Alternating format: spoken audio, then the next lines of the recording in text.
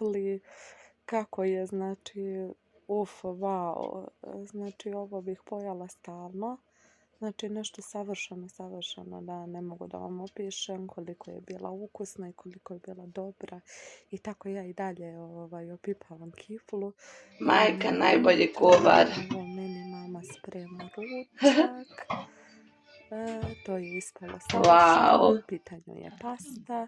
I onda posle kada smo jele, dosta kačkavalja. Također se divim kako se lepi i kako je savršeno. Znači prelepo. Tu malo nazdravljamo za nova putovanja i avanture. Vreme je da nastavimo. Tako da eto, inače putujem u Uzbekistan u skorije vreme za Uskrs, tako ako vas zanima ta tema, pišite mi šta bi mogla da vam snimam zanimljivo u Uzbekistanu. Živeli. Da malo da se doda i rakice. Inače ovo je par dva Gledajte kako je drugi bilo, dan će na tebi selu. skipi. Zato je trebalo da ostane komplet oštri. lepinje. Ne, drugi put sam Mama i mislila, ja. razumeš? I eto, uživajte u procesu kako sve Kad to sečeš, ide. dostaviš 2 santima. Ne može, ovako oni rade, Evo gledao sam je mama malo ovdje bez nešto mulja, pravi, jaja. Ne mogu mama Ne mogu da umese. Sve je u suštini domaće babinom.